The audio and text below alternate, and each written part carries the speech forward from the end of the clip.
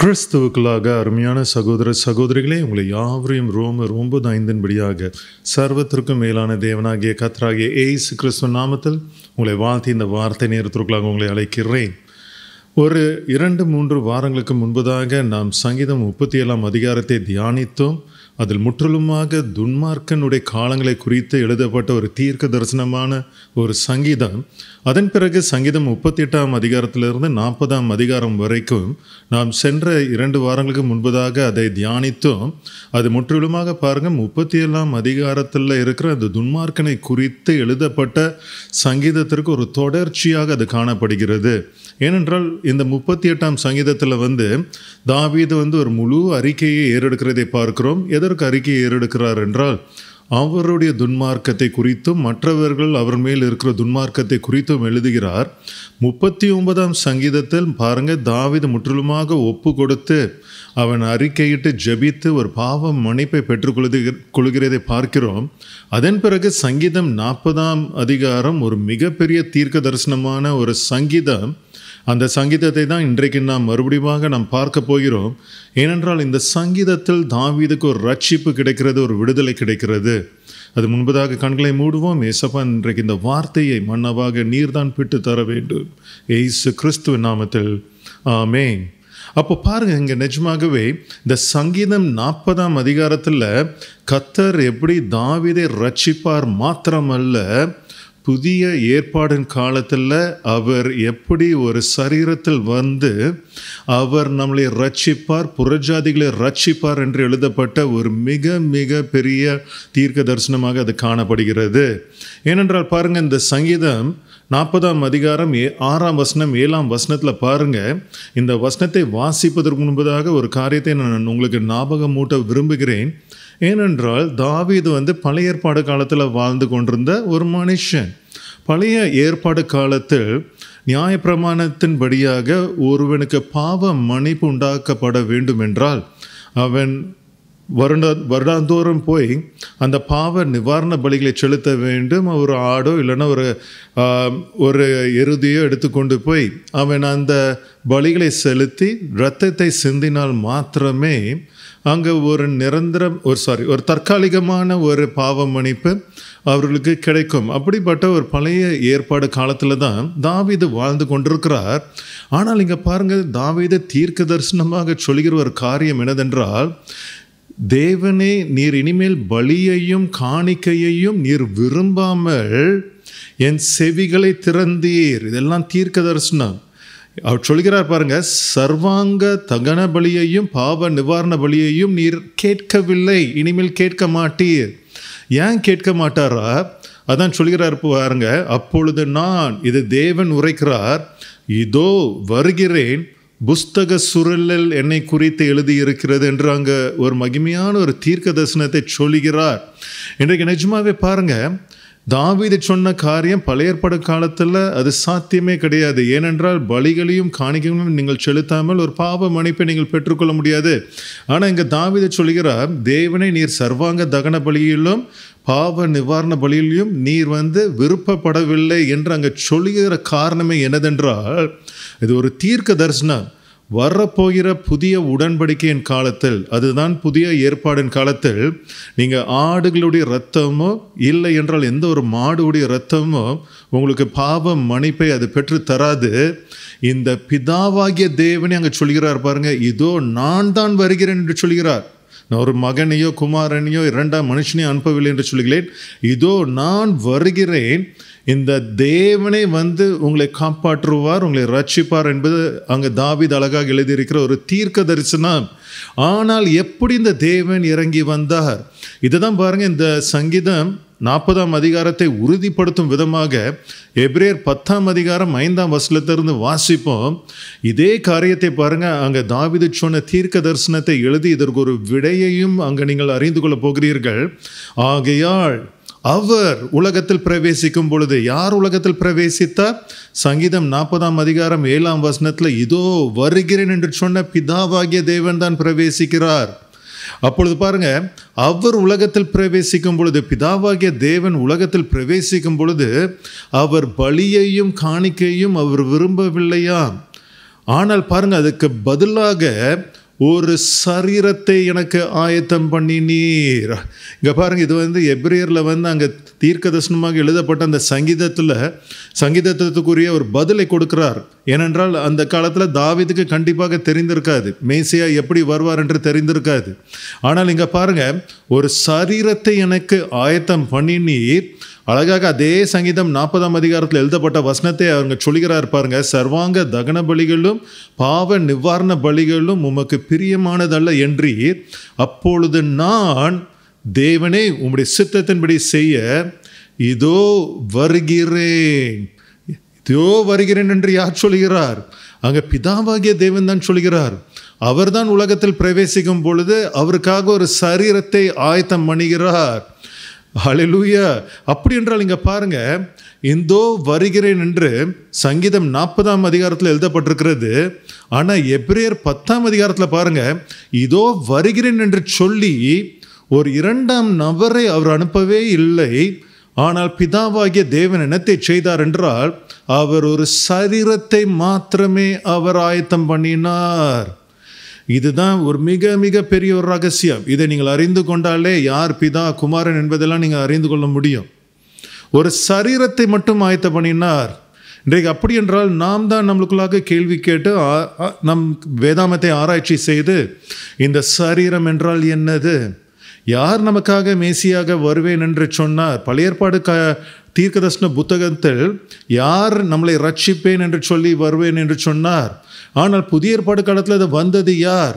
பிதாவாகிய தேவனா, இல்லை என்றால் ஒரு குமாரனா, இல்லை என்றால் ஒரு 2ஆம் மனிதனா? அப்படி என்றால் யார் வந்தாலும் அவர் ஒரு ரூபத்தில் வந்திருக்க வேண்டும் அல்லவா? எந்த ரூபத்தில் வந்தார்? இது யாவற்றையும் நாம் நமக்குள்ளாகவே ஒரு கேள்வியை எழுப்பினால் கண்டிப்பாக இதற்குரிய பதிலை, இந்த ரகசியத்தை நீங்கள் அறிந்து கொள்ள முடியும். ஹல்லேலூயா. அதனால் தான் பாருங்கள், இன்றைக்கி நிஜமாகவே கிறிஸ்தவர்களே, நீங்கள் முதலாவது ஒரு காரியத்தை மனதில் எப்பொழுதே வைத்து கொண்டிருக்க வேண்டும். ஏனென்றால் இந்த பூலோகத்தில் 2000 வருஷத்திற்கு முன்பதாக மேசியாவாக வந்தது யார் என்பதை அறிந்து கொள்வதற்கு இந்த வந்த மேசியா தான் நம்மளுடைய இரட்சகர். இரட்சகர், இரட்சகர், இந்த வார்த்தையை மறந்துடாதீங்க. வந்த மேசியா அது யாராவது இருக்கட்டும், ஆனால் வந்தவர் தான் இரட்சகராக இருந்தார். இதில் எந்த ஒரு சந்தேகமும் இருக்க வேண்டாம். ஏனென்றால் அந்த இரட்சகர் தான் உங்களுக்காக சிலுவையில் பாடுபட்டு அடிக்கப்பட்டு நொறுக்கப்பட்டு உங்களுக்காக ஒரு நித்திய ஜீவனை அவர் வாங்கி தந்தார். அப்படி என்றால் யார் இந்த இரட்சகர்? ஏனென்றால் இந்த இரட்சகரை நீங்கள் அறிந்து கொண்டாலே யார் வந்தார் என்பதை நீங்கள் அறிந்து கொள்ள முடியும். ஏனென்றால் அப்போஸ்தலர் 4:12 சொல்கிறது, இது இயேசு கிறிஸ்துவை பற்றி சொல்கிறது. அவராலே அன்றி, இயேசு கிறிஸ்துவாலே அன்றி வேறொருவராலும் ரட்சிப்பு இல்லை. நாம் ரட்சிக்கும்படிக்கு வானத்தின் கீழெங்கும் மனுஷருக்குள்ளே அவருடைய நாமமே இல்லாமல் வேறொரு நாமம் கட்டளையிடப்படவே இல்லை என்று அங்கே அழுத்தமாக சொல்கிற ஒரு வசனத்தை நீங்கள் வாசிக்க முடியும். அப்படி என்றால் நம்மளுடைய இரட்சகர் யார் என்று அங்கே அப்போஸ்தலர்கள் சொல்கிறார்கள், இயேசு கிறிஸ்து தான். அந்த இயேசு கிறிஸ்து தவிர வேறொரு இரட்சகர் இல்லை என்று ஆணித்தனமாக அங்கே சொல்கிறார்கள். ஆனால் நீங்கள் பழைய ஏற்பாடு காலத்தில் எழுதப்பட்ட ஏசாயா 43ஆம் அதிகாரம் 11ஆம் வசனம் 12ஆம் வசனத்தில் அப்போ வாசித்தீர்கள் என்றால், இங்கே பிதாவாகிய தேவன் சொல்கிறார், நானே கர்த்தர், என்னை இல்லாமல் இரட்சகர் இல்லை, நானே அறிவிப்பேன், நானே உங்களை ரட்சிப்பேன், நானே இதை விளங்க பண்ணுவேன் என்று அங்கே பிதாவாகிய தேவன் சொல்கிறார். அப்படி என்றால் நிஜமாகவே பாருங்க, யார் நம்மளுடைய இரட்சகராக வந்திருக்க வேண்டும்? பிதாவாகிய தேவன் தான் இரட்சகராக வந்திருக்க வேண்டும். அப்படி தானே? அப்படி என்றால் நிஜமாகவே யார் வந்தது?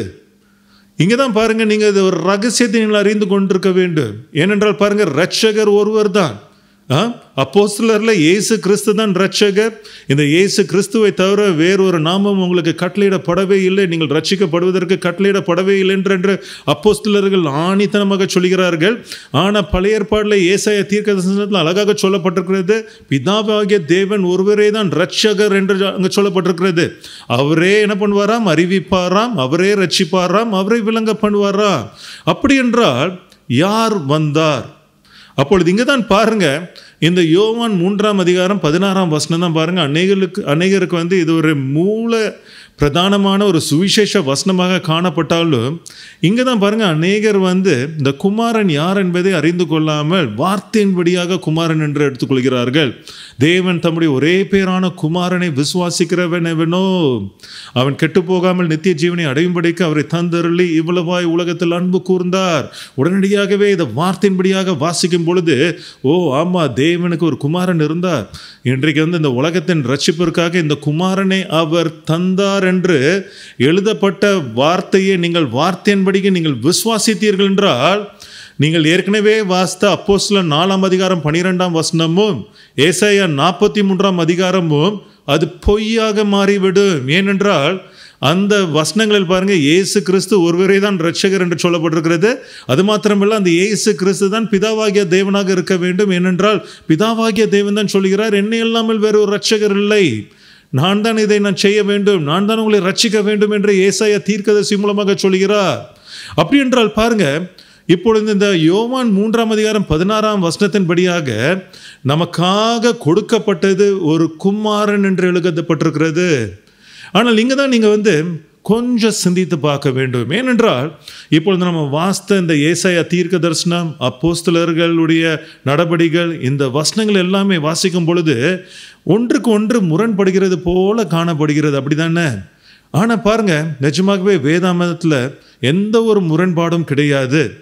ஏனென்றால் பாருங்க, இன்னைக்கு நிஜமாகவே இந்த குமாரன் யார் என்பதை நீங்கள் அறிந்து கொண்டீர்கள் என்றால் உண்மையாகவே நீங்கள் தேவனுடைய ரகசியத்தை நீங்கள் பெற்றுக்கொள்வீர்கள். ஏனென்றால் இந்த குமாரன் அநேகர் நினைத்து கொண்டிருக்கிறது போல இது ஒரு பெற்றெடுத்த மகன் அல்ல, இது ஒரு ஒரே பேரான குமாரன். It is not a conceived son. வந்து இது வந்து யாரோ வந்து ஒரு பிதாவாகிய தேவனால் எங்கேயும் பரலோகத்தில் பெற்றெடுத்த ஒரு மகன் கிடையாது. இது வந்து ஒரே பேரான குமாரன் என்று எழுதப்பட்டிருக்கிறது, பிகாட்டன் சன் என்று எழுதப்பட்டிருக்கிறது. இன்னைக்கு நிஜமாவே இந்த சத்தியத்தை நீங்கள் அறிந்து கொண்டீர்கள் என்றாலே இந்த குமாரன் என்பது என்னது என்பதை நீங்கள் அறிந்து கொள்ள முடியும். ஏனென்றால் இந்த குமாரன் யார் என்பதை நீங்கள் அறிந்து கொள்ள வேண்டும் என்றால் புதிய ஏற்பாட்டில் உங்களால் அந்த விடைகளை நீங்கள் கண்டுபிடிக்கவே முடியாது. ஏனென்றால் பாருங்க, இந்த குமாரன் என்பது தான் நம்மளுடைய மேசியா. இந்த மேசியாவை குறித்து பழைய ஏற்பாடில் ஆதியாகமம் முதலிருந்தே அநேக தீர்க்க தரிசனங்கள் உரைக்கப்பட்டிருக்கிறது. இப்பொழுது நான் சொல்ல போகிற ஒவ்வொரு வசனத்தையும் கவனமாக கேளுங்க. ஏனென்றால் ஆதி முதல் வரப்போகிற மேசியாவை குறித்து எழுதப்பட்ட தீர்க்க தரிசனங்களில் வரப்போகிற மேசியா என்ன ரூபத்தில் இருப்பார், என்ன வர்ணத்தில் இருப்பார் என்பதை அருமையாக நீங்கள் வந்து அறிந்து கொள்ள போகிறீர்கள். நீங்கள் கவனமாக கேளுங்கள். அடுத்த ஒரு 5 நிமிஷம் வந்து வேற எதுவுமே செய்யாதீங்க, கவனமாக கேளுங்கள். ஆதியாகமம் 49:11 தான் முதலாம் தீர்க்க தரிசனம் மேசியாவை குறித்து எழுதப்பட்டிருக்கிறது. அங்க பாருங்க, அவன் என்று எழுதிவிட்டார்கள் அறியாம, அங்க அவர் என்று எழுதப்பட்டிருக்க வேண்டும். அவர் தன் கழுதை குட்டியை திராட்சை செடியிலும் தன் கோழிக்கை கழுதையின் குட்டியை நற்குல திராட்சை செடியிலும் கட்டுவார். திராட்சை ரசத்திலே தன் வஸ்திரத்தையும் திராட்சை பழங்களின் இரத்தத்தினாலே தன் அங்கியையும் தோய்ப்பார். இது என்னதென்றால், அவர் என்பது இந்த பிதாவாகிய தேவன் தன் கழுதை குட்டியை திராட்சை செடியில் அவர் கட்டுவாராம். இந்த கழுதை குட்டி யார் அடையாளம் என்றால், ஒரு மேசியா, ஒரு சரீரம், ஒரு சரீரத்தை ஆயத்தப்படுத்துகிறார்ல, அதுக்கு கொடுக்கப்படுகிற ஒரு ரூபம் என்னதென்றால் கழுதை குட்டி. இந்த கழுதை குட்டிக்கு பிறக்க போகிற கோழிக்கை கழுதையின் குட்டிகள் எல்லாருமே நம்மையும் இதே திராட்சை செடியில் அவர் கட்டுவாரா. அது மாத்திரம் இல்லை, நம்மளுடைய வஸ்திரத்தையும் நம்மளுடைய எல்லா பாவங்களையும் அவருடைய இரத்தத்தினாலே அவர் தோய்த்து விடுவாராம். இதுதான் முதலாம் தீர்க்க தரிசனம். அப்படி என்றால் இங்க பாருங்க, ஒரு குமாரன் என்று எழுதப்படவில்லை, ஒரு கழுதை குட்டி என்று மேசியாவை வர்ணிக்கப்பட்டிருக்கிறது. நல்லா கவனமாக கேளுங்க. அடுத்த பாருங்க, ஏசாயா 11:1 பாருங்க, இங்கேயும் ஒரு மேசியாவை குறித்து எழுதப்பட்ட ஒரு தீர்க்க தரிசனம். ஈசா எனும் அடிமரத்திலிருந்து ஒரு துளிர் தோன்றி அவன் வேர்களிலிருந்து ஒரு கிளை எழும்பி செழிக்கும். இங்கேயும் பாருங்க, வரப்போகிற மேசியாவுக்கு கொடுக்கப்பட்டிருக்கிற ரூபம் ஒரு கிளை. அந்த கிளை என்பது வரப்போகிற அந்த சரீரத்திற்கு அடையாளம். இங்க பாருங்க, குமாரன் என்று எழுதப்படவில்லை, கொடுக்கப்படுக போகிற ஒரு சரீரம். ஆயத்தப்படுத்தப்படுகிற ஒரு சரீரத்திற்கு அடையாளமாக ஒரு கிளை எலும்பி செழிக்கும் என்று எழுதப்பட்டிருக்கிறது. அதே போல பாருங்க, ஏசாயா 53:1 பாருங்க, கர்த்தருடைய புயம் யாருக்கு வெளிப்பட்டது? பாருங்க, மறுபடியும் குமாரன் அல்ல, ஒரு புயம், கரம், ஒரு புயத்தை குறித்து எழுதப்பட்டிருக்கிறது. அதன் பிறகு பாருங்க, சங்கீதம் 80:14 பாருங்க, சேனைகளின் தேவனை திரும்பி வாரு, வானத்திலிருந்து கண்ணோக்கி பார்த்து இந்த திராட்சை செடியை விசாரித்தருளும். அப்படி என்றால் இந்த திராட்சை செடியை விசாரித்தருளும்னா என்னது? இந்த திராட்சை செடி என்பது ஒரு குமாரன் கிடையாது, இது ஒரு சரீரத்தை குறிக்கிறது. தாவீதை போல ஒரு சரீரம் உருவாக்கப்படும். ஆமென். அதன் பிறகு பாருங்க, உபாகமம் 18:15 தான் பாருங்க, ஒரு மனுஷ ரூபத்தை இந்த வரப்போகிற மேசியாவுக்கு கொடுக்கப்படுகிறது. அது ஏனென்றால் அங்க உபாகமம் 18:15 பாருங்க, உன் தேவனாகிய கர்த்தர் என்னை போல ஒரு தீர்க்கதரிசியை உனக்காக உன் நடுவே உன் சகோதரரிலிருந்து எழும்ப பண்ணுவார், அவருக்கு நீங்கள் செவி கொடுப்பீர்களாக. இந்த செவி கொடுப்பீர்களாக என்ற சத்தம் தான் வானத்திலிருந்து உண்டாக்கி சீஷர்களுக்கு இவர் என்னுடைய நேசகுமாரன், இவர்களுக்கு நீங்கள் செவி கொடுப்பீர்கள் என்று எழுதப்பட்டிருக்கிறது. அப்போ பாருங்க, இந்த தீர்க்கதரிசி என்று ஏன் அழைக்கப்படுகிறார் என்றால், இது பாருங்க, மறுபடியும் நான் சொல்லுகிறேன், குமாரன் என்று எழுதப்படல, தீர்க்கதரிசி ஒரு ரூபம் கொடுக்கப்படுகிறது. ஏன் தீர்க்கதரிசி என்றால், மோசே தான் இஸ்ரவேலர்களை கர்த்தர் ஆணையிட்ட தேசத்திற்கு கொண்டு போக வேண்டும். ஆனால் பாருங்க, இன்றைக்கு இயேசு கிறிஸ்து மோசே போல ஒரு தீர்க்கதரிசியாக புதிய எருசலேம் என்கிற ஒரு ஆணையிட்ட தேசத்தில் பரலோக ராஜ்யத்திற்கு கர்த்தர் நம்மளை கொண்டு போக போகிறார். அதனால்தான் அவர் தீர்க்கதரிசியாக வருவார் என்று சொல்லப்பட்டிருக்கிறது. குமாரன் என்று எழுதப்படல, நல்லா கவனித்து பாருங்க. அதன் பிறகு பாருங்க, குமாரன் என்று எழுதப்பட்ட ஒரே ஒரு தீர்க்க தரிசனம் என்னதென்றால், ஏசாயா 9:6, நமக்கு ஒரு பாலகன் பிறந்தார், நமக்கு ஒரு குமாரன் கொடுக்கப்பட்டார், கர்த்தத்துவம் அவர் தோளின் மேல் இருக்கும், அவர் நாமம் அதிசயமானவர், ஆலோசனை கர்த்தர், வல்லமையுள்ள தேவன், நித்திய பிதா, சமாதான பிரபு எனப்படும். இப்பொழுது பாருங்க, இங்க தான் குமாரன் என்று எழுதப்பட்டிருக்கிறது. ஆனால் குமாரன் என்று சொன்ன மாத்திரத்தில் யூதர்களுக்கு எந்த ஒரு குழப்பமும் வரக்கூடாது. ஏதோ குமாரன் என்றால் இரண்டாம் நபர் என்று யூதர்கள் குழம்பி விடக்கூடாது என்பதற்காக அங்கே பாருங்க ஒரு எச்சரிப்போடு பாருங்க ஒரு அடையாளத்தை கொடுக்கிறார். வரப்போகிற குமாரன் யாரா? நித்திய பிதா, நான் தான், பிதாவாகிய தேவனாகிய நான் தான் குமாரனாக வருவேன் என்று பாருங்க அங்க ஒரு க்ளூ ஏற்கனவே தேவன் கொடுத்து விடுகிறார். ஏனென்றால் நீங்கள் யாரும் குழம்பி விடக்கூடாது. அப்படி என்றால் பாருங்க, இந்த நாமம் என்னதாக இருக்கும்? வரப்போகிற குமாரன் ஒரு நாமம் இருக்க வேண்டும் அல்லவா? அங்கதான் ஏசாயா 7:14 பாருங்க, ஒரு தீர்க்க தரிசனம், உங்களுக்கு ஒரு அடையாளம் கொடுக்கப்படும், ஒரு கன்னிகை கர்ப்பவதியாகி ஒரு குமாரனை பெறுவாள், அந்த குமாரனுக்கு இம்மானுவேல் என்று பெயரிடுவாள். இப்பொழுது பாருங்க, இம்மானுவேல் என்றால் என்னது என்பதை பாருங்க, மறுபடியுமாக தேவன் அங்கு எச்சரிக்கிறார். ஏதோ வரப்போகிற ஒரு குமாரன் இரண்டாம் நபர் என்று எண்ணிக்கொள்ளாதீர்கள். ஏனென்றால் இந்த இம்மானுவேலருக்கு என்ன அர்த்தம் என்று மத்தேயு 1:23 முதல் முறையாக யோசேப்புக்கு தான் அது வெளிப்படுத்தி கொடுக்கப்பட்டது. காபிரியல் தூதன் சொல்கிறார், இம்மானுவேல் என்றால் தேவன் நம்மோடு இருக்கிறார். அப்படி என்றால் பிதாவாகிய தேவன் நம்மோடு இருக்கிறார். பாருங்க, எச்சரிப்பாகவே சொல்கிறார். ஏதோ இது இரண்டாம் நபராக நீங்கள் எடுத்துக்கொள்ளக்கூடாது. யாராவது? இம்மானுவேல், தேவனே நம்மளோடு இருப்பாராம். ஆமென். அதன் பிறகு பாருங்க, ஒரு மிக முக்கியமான ஒரு ரூபம் ஏசாயா 42:1 அங்க எழுதப்பட்டிருக்கிறது. வரப்போகிற மேசியா யார் என்றால், நான் ஆதரிக்கிற என் தாசன், ஆங்கிலத்தில் சர்வன், ஒரு வேலைக்காரன். அப்படி என்றால் வரப்போகிற மேசியா ஒரு தாசனாக, ஒரு வேலைக்காரராக இருப்பாராம். அவர் தேவனுடைய ஆத்மாவுக்கும் பிரியமானவராக இருப்பாராம். அவர் தேவனுடைய ஆவியை அவர் மேல் அமர பண்ணுவேன் என்று அந்த புறஜாதிகளுக்கு நியாயத்தை வெளிப்படுத்துவதற்காக இந்த தாசனை தெரிந்து கொண்டிருக்கிறேன் என்று பாருங்க அங்க அருமையாக அங்க ஒரு ரூபம் கொடுக்கப்படுகிறது.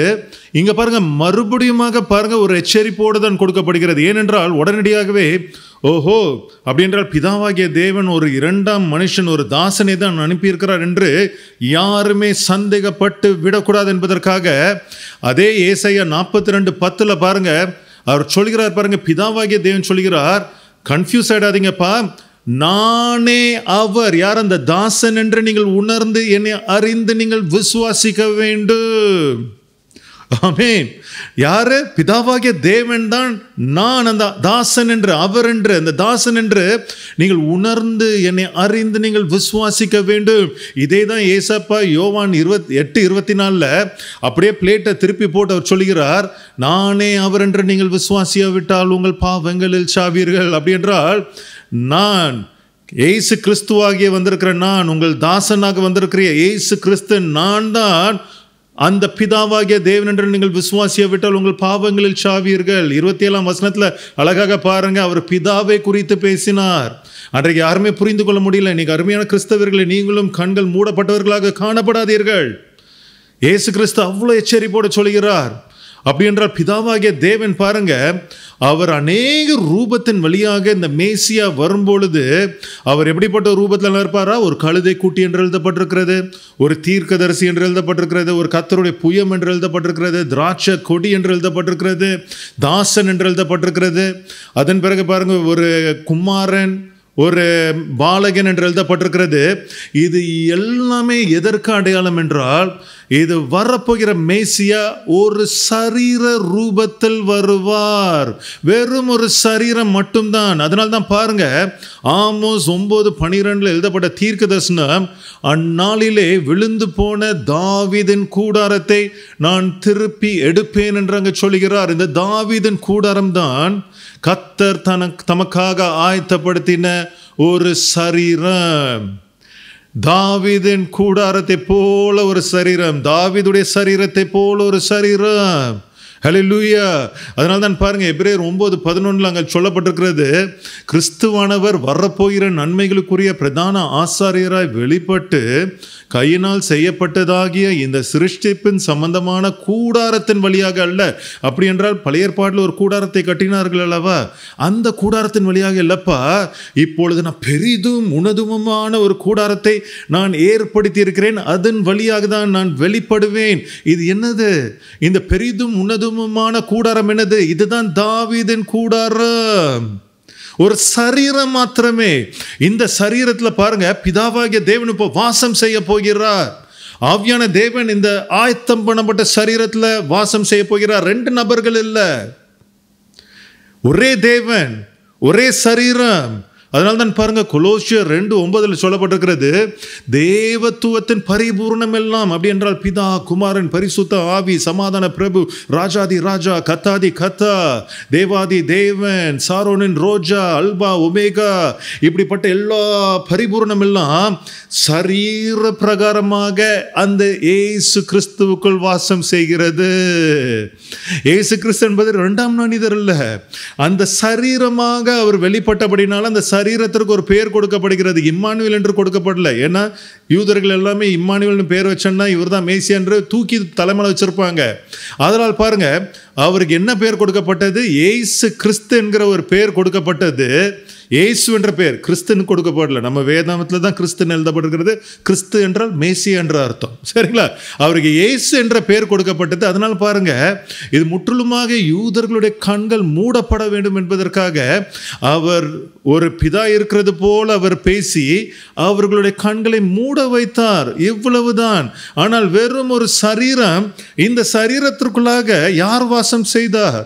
மோசேயின் தேவன், ஆபிரகாமின் தேவன், ஈசாக்கின் தேவனாகிய பிதாவாகிய தேவன் தான் வாசம் செய்தார்.